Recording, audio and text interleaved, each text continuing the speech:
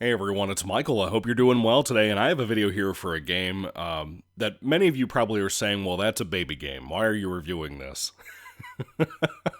and on the one hand, I kind of agree with you.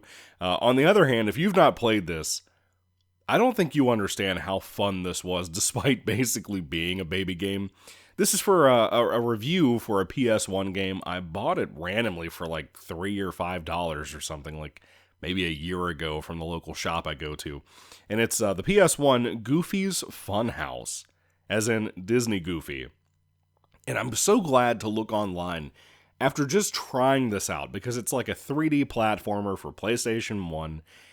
And I looked online after I played through it, and I had had such a good time, and I did not expect that. I pretty much 100% completed it, but then my game crashed, and I think it was my fault. I think it was about to play like a final cutscene, and then I hit start to try to go and save the game. I didn't know you could save just randomly, and it crashed.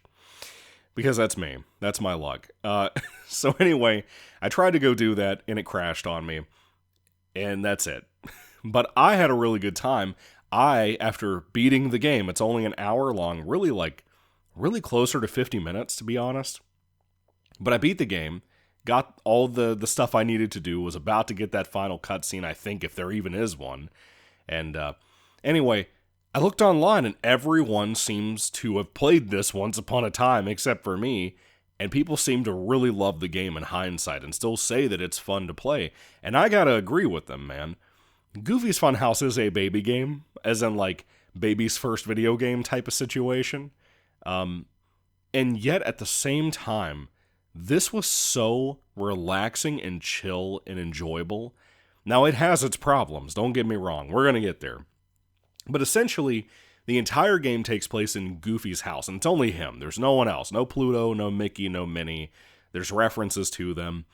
But essentially, you start the game in Goofy's house, and he loves movies. He has a projector set up in his living room beside his recliner, pointed at a projector wall, not a wall, but like a projection screen across the wall. And he loves movies, and a lot of them are home movies that he wants to show you. And he kept saying that, and I was like, oh, okay, so the point of this game, when you go to, I think there's 5 or 6 paintings in his living room. When you go to those paintings and hit the square button, which is the interacting button in this game, the X button's the jump button, and literally those are like the only things you need to do except for walking, because it's very, very simple for kids, and that's cool. I'm fine with that. You go to these paintings, and you get a checklist, and sometimes in those checklists, you'll get like a mini game to play. Sometimes you have to get items to unlock those mini games throughout the house. But you complete those tasks of things that it's asking for on the checklist from those photos, and you'll unlock a movie. And I kept thinking, okay, well, when you unlock a movie, it's probably going to be like a minute-long cutscene thing. It'll be real quick, maybe 30 seconds for a lack of animation and budget. No, they had a really, really clever idea. This was the kind of thing that Disney, it may not be clever to you, but it was interesting as an idea and clever to me as a budget cut, right? Disney used to have good ideas. Do you know what those movies actually are that they play here? Now, I don't know if my picture that I have for this video says this or not, but it's on my physical copy that I have in front of me. And I was surprised by this. They actually have those movies they are the real cartoons from back in the day of Goofy doing different things, right? So one of the photos that you had to get things for was a picture of Goofy skiing. So you had to go like find skis or like earmuffs and junk like that. And then you look at the actual, like, you unlock everything, you watch the quote-unquote movie, and it's like a 5 or 6 minute cartoon from back in the day, from Walt Disney's company, and it's the full cartoon. Now, it has its problems in gameplay and stuff. For example, the game feels like Goofy moves so slow. There is no running feature because he's in the house. You get it. You can't run in the house. But also, he's very slow. If you're not lined up at something when it's highlighted, like 100%, you're either going to go through a door you didn't want to and have to go back in and out of a room like 3 or 4 times. You have to do a brief wait for it to load type of thing. Or you're just going to stand there and Goofy's just going to shrug and put his hands up in the air, not understanding what you want him to do. That part will piss you off. it will get in the way because you kind of just want to play it and have a good time. Or you miss the button, you hit the X button, and you just jump in place like an idiot. But anyway, you can interact with a lot of things in the house. Like if you go over to your plants, for example, and interact with them, they fucking laugh. Yeah, it's very weird. They don't have mouths, but they laugh at you. It's such a cartoony, nice, cozy video game. And what's weird about that, whether you're playing it to get all the movies and stuff, it's really a collect-a-thon like a Banjo-Kazooie or something. The frame rate is awful in here. It doesn't matter just how slow Goofy is if the frame rate was a little bit better until you get to the cartoons where they're pretty much like the frame rate we used to get for those cartoons. They look really good. Just letting you know, there was pretty much, I hadn't seen any of these cartoons before, especially the skiing one. That was surprising to me. That was such a good idea for a game, for a company to be able to cut corners on budget, like I said. Just take an old cartoon and put it in there. You didn't have to spend any money on animation or anything like that in the game, and some people would call that lazy. To me, that is genius game design back in the day. And even now, if they did things like that, that would be fine with me. But as you explore the house, there's so many different places. There's cupboards, and there's there's basement stuff. Like there's 2 compartments to his basement. You have a garage where his car is at and stuff. If you walk through the garage and you step on an oil slick, and this is where the cartoony fun of this game comes in, he's just going to slip and fall really, really hard, dude. The sound effect for that, and Goofy's like face when he just slips and falls and you didn't know he could do that, bro, you have no idea how funny that was. I laughed my ass off when I saw his face when he got up and he just had this disgruntled, like, why'd you do that to me, Michael, type of face. It was so good, dude. And like if you walk in your front yard, there's a rake laying on the ground, and I immediately knew what was going to happen with that. Walked over it, he stepped on it, he got smacked in the face like he was Clark Griswold in the attic. And speaking of attics, by the way, the attic is so creepy in this game. Like, it would have given me nightmares as a kid. I probably would have put the game down as a child. Because I went up there, and the first thing I see is, like, a ghost floating around. I'm not even bullshitting you. I'm not messing with you as I talk about this. This really thin, what looks like basically a piece of paper. Like, you remember that episode of SpongeBob when SpongeBob was trying to scare Mr. Krabs, and he put the piece of paper that he wrote his grocery list or whatever inside of the window in Mr. Krabs' house to spook him. But he had to turn it around and it looked like a picture of a ghost. It looks like the cutout of that ghost floating around in the attic. He can't hurt you. He doesn't come over to do anything to you. But the atmosphere of that attic with the cobwebs, some of the things you have to do, the ghost floating around just randomly would have scared me to death as a kid. The soundtrack even kind of changed a little bit when you had that ghost floating around in the attic. But like over in the corner, there's this creepy mannequin. Like you go over, you hit the interact button on the square button, and like you'll turn his head around and he looks super pissed off. Like it's creepy, man. I forgot to mention too, as you explore the house, you can actually collect these film reels. I don't really know what you do with them. I guess it's just part of the 100%ing process. I think there's like 60 in the game or 55 or something. I can't even remember. But I pretty much got them all, before the game crashed on me, which pissed me off. But like one of my favorite gags on here, it was such a regular cartoon thing, and it made me laugh genuinely out loud because it was one of the first things that actually caught me off guard in the game. I think it was Max's bedroom, his son. He's not in the game, but you went up to his bedroom to go looking around for reels and interact with stuff throughout the whole house like it's a Silent Hill game or something. And there was this one bookshelf that had a skateboard in front of it, or some kind of shelving that had a skateboard in front of it. And I walked over to it and I figured, okay, well, I can't move it because usually you can push stuff in here sometimes. So I accidentally hit the jump button. This dude jumps a little bit forward. He lands on the skateboard. He falls down so hard with that disgruntled face I mentioned earlier with the oil slick. That skateboard goes up in the air and knocks, I think it was a film reel or something off of the shelving that I needed to get to, and it falls down and I collect it.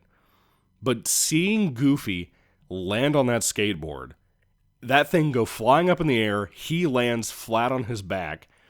Just the look on his face again made me laugh. It was genuinely a good time. I would have enjoyed the crap out of this game as a kid, except for the attic. It's got a fun, pleasant feel to it. It's not as, again, obviously being secluded to one house and literally going nowhere else, except for in the mini games that you can play for the portraits to get movies. It doesn't really go anywhere else, so it's not like explorational, like a Banjo-Kazooie or like a Mario game, like Mario 64. It's not special in that kind of respect. But it was special for what they did. You could tell this was a smaller budget game they put together with a big license IP from this company. And I enjoyed it. It's not as cool as something like Toy Story 2's video game for PS1. But it was still a good time. I still really, really dug this. It was super fun, man.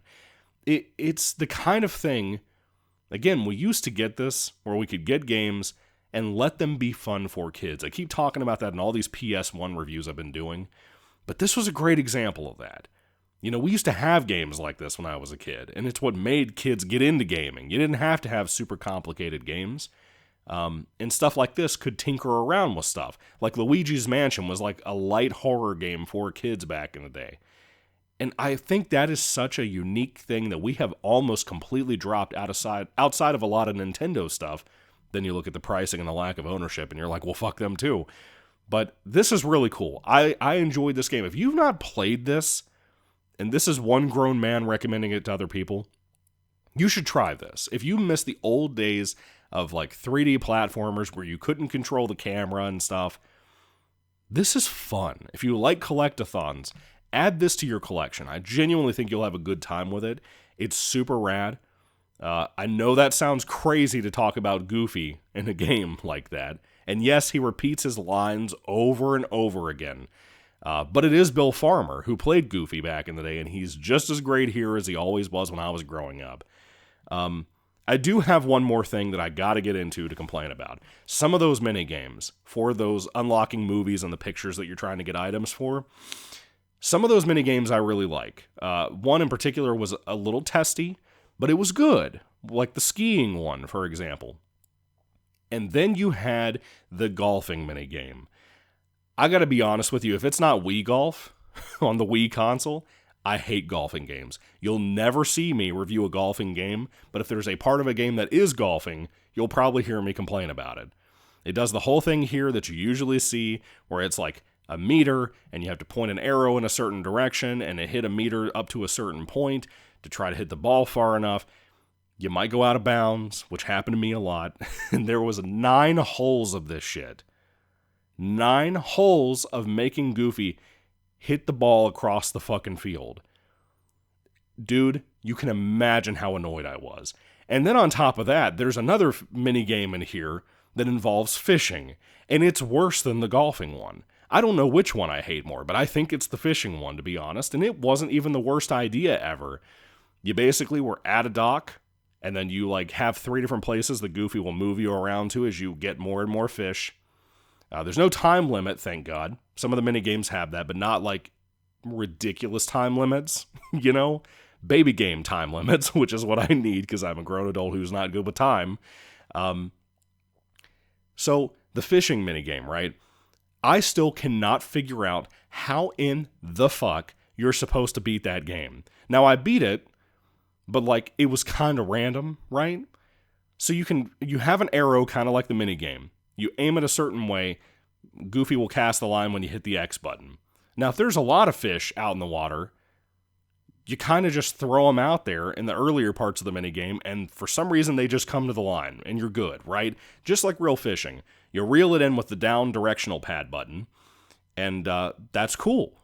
Everything works in that respect.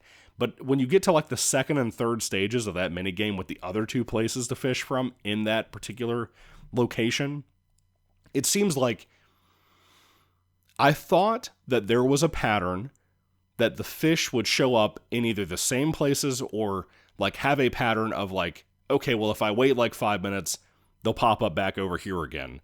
They don't do that. And the lake that you're fishing in is so expansive, like it's kind of wide, to be honest, for a PS1 game. And it's kind of far, to be honest.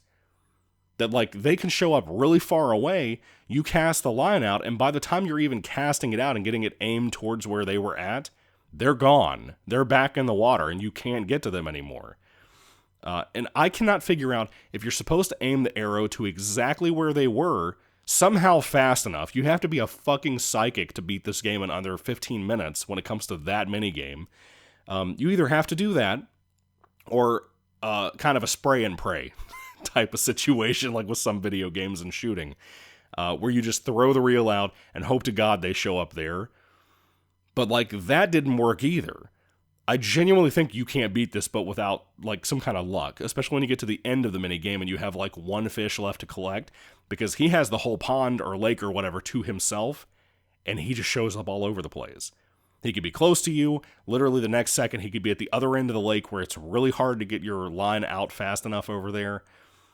He could be on the left, he could be on the right, he could be under a dock sometimes because of a glitch. He could literally be anywhere. It is super tricky. It is ridiculously tricky. And like I said, I think I hate that minigame more than the golfing minigame because it's so stupid. It probably would have made me rage quit as a kid. But I was so close to beating the game last night, I wanted to just go through with it. And yet it crashed on me, like I said. But anyway, it's a super colorful game overall. I like the minigames in concept, except for golf, because golf is stupid to me. But everything else I really like about it. I liked going around Googies. Who the fuck is Googie? I enjoyed going through Goofy's house. Just all the things you can test and interact with. It was a well laid out house, even though you could kind of get lost, but not as lost because it's a baby game. It's just one of those things you had to familiarize yourself on what door was going to take you where, you know? And that problem of accidentally hitting a button that takes you through a door instead of interacting with an object in a room. But it was a good game. I had a good time. I don't care what anybody says about me playing this. I thought it was super enjoyable. And it was a fun time, and I recommend it if you haven't played Goofy's Funhouse. If you like Goofy especially, he's probably my favorite of like the Disney characters. But I love Donald a lot too. He's pretty cool. Donald I like because I relate to Donald the most, you know? But Goofy to me is the most lovable of all these characters. So I don't know. How do you feel about that? Who's your favorite Disney character? Did you love this game? Did you play it back in the day? Let me know all your thoughts about it down below. This is one of those things, and how this controls so decently, aside from the frame rate and aside from the controls, the movement of Goofy being so damn slow. Aside from those issues, this is one of those games to me that made me love, to this day, PS1 games over top of Nintendo 64 games. Even though a lot of the 64 games can look a lot better than something like this. Again, Banjo-Kazooie is a great example. That's probably a better game than this. But, like, I really enjoy this. I feel like the way it plays, despite the issues, it's a good one. I like this for a collect-a-thon. So anyway, what do you think about PS1's Goofy's Funhouse? What did you think about it? Do you love it? Do you hate it? Are you nostalgic about the game? Let me know all that down below. What's your favorite, like, room in the game? What's your favorite part of the game? I'd love to hear all that. Do you hate the golfing and fishing mini-games as much as I do? I gotta know about that, too. So anyway, thank you guys. God bless you all. Catch you later, and goodbye.